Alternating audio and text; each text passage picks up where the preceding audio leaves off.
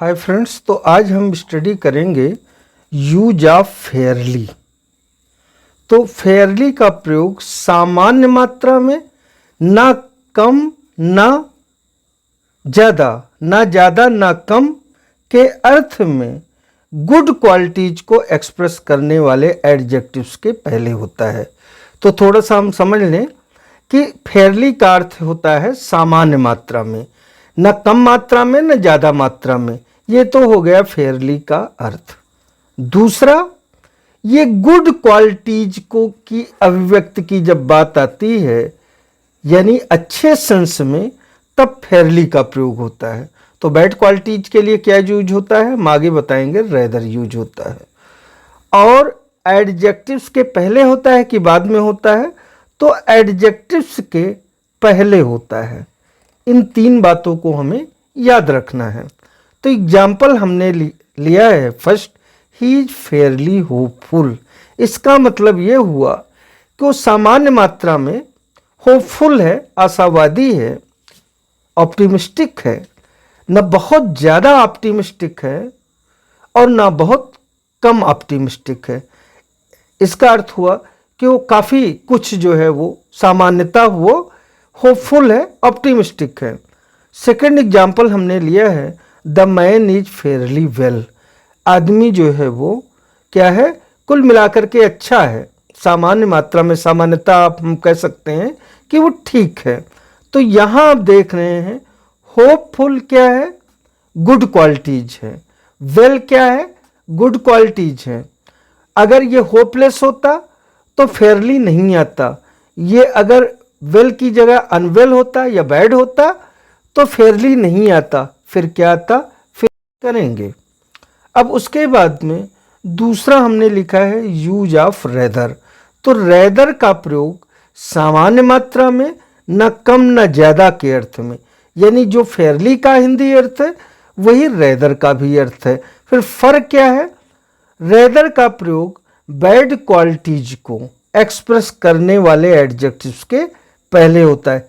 किस तरह की क्वालिटीज, बैड क्वालिटीज। और फेयरली का यूज कहाँ होता है, जहाँ गुड क्वालिटीज को एक्सप्रेस किया जाए और एडजेक्टिव्स के पहले होता है, जैसा कि फेयरली में होता है। हमने इसके लिए एग्जाम्पल लिया है। तो एग्जाम्पल फर्स्ट में हमने ये सेंटेंस लिया है, ही वाज रेदर होपलेस। तो इसका अर्थ हुआ कि वो सामान्य मात्रा में, यानी कुल मिलाकर के वो होपलेस था, निराश था। तो होपलेस क्या है, बैड क्वालिटी है। तो बैड क्वालिटी है, इसलिए क्या आया है, रेदर आया है। और यहाँ होपफुल था पहले, तो वहाँ क्या आया था, फेयरली आया था। आगे हमने लिखा है सी इज रेदर इल। तो इल क्या है, इल भी है जो है वो बैड क्वालिटी।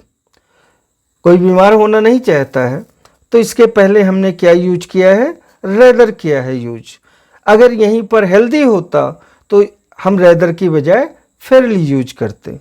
उसके बाद में थर्ड पॉइंट हमने लिया है, टॉपिक लिया है यूज ऑफ लेट। तो लेट का अर्थ होता है देर से, और ये एडवर्ब है। एडवर्ब के रूप में हमने लिखा है, एडवर्ब के रूप में, ये रूप शब्द है, तो एडवर्ब के रूप में होता है इसका प्रयोग। ये सारे फेयरली, रेदर, लेट, ये सारे के सारे एडवर्ब्स हैं। तो लेट का अर्थ सबको पता है, लेकिन लेट का एक आध अर्थ और गौर करने की ज़रूरत है। तो यहाँ पर एक पॉइंट्स हमने लिख दिया है जो काफ़ी इम्पोर्टेंट है। लेट एट नाइट का प्रयोग होता है, ना कि लेट नाइट या लेट इन द नाइट। ये कहीं सेंटेंस है और सेंटेंस में ये लिखा गया है कि लेट इन द नाइट, तो आप गलत समझिए, या लेट नाइट लिखा है तो उसको भी गलत आप जो है वो समझिए। तो यहाँ हमने सेंटेंस लिखा है द ट्रेन कम्स लेट। यहाँ एक शब्द में भूल गया, तो late at night, late at night, तो ये सेंटेंस राइट है। अगर यहाँ पर लेट एट नाइट की जगह पर आप late night in the night लिख देते तो सेंटेंस ये गलत हो जाता। फिर दूसरा हमने यहाँ लिखा है पिछले के अर्थ में लेट का प्रयोग। ये यानी कहाँ, जहाँ पर लेट का ट्रांसलेशन होता है उसकी हिंदी मीनिंग होती है पिछला, देर से अर्थ नहीं होता है, बल्कि उसका अर्थ होता है पिछले। तो कैसे?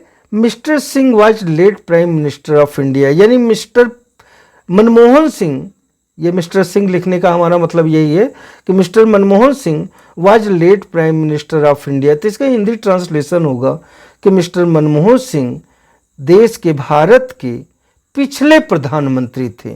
तो ऐसे सेंटेंस में लेट का अर्थ होता है पिछला, और लेट मीन्स स्वर्गीय भी होता है, इसको आप ध्यान में रखें।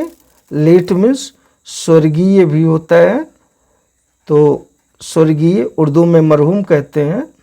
तो इसके लिए भी नाम के पहले यदि लेट लगा है तो इसका मतलब कि वो इस दुनिया में नहीं है, स्वर्गीय हैं। तो आज बस इतना ही, मिलते हैं नेक्स्ट लेक्चर वीडियो में। तो once again my humble request to all of you, please like, subscribe and share my lecture video. Thanks all of you.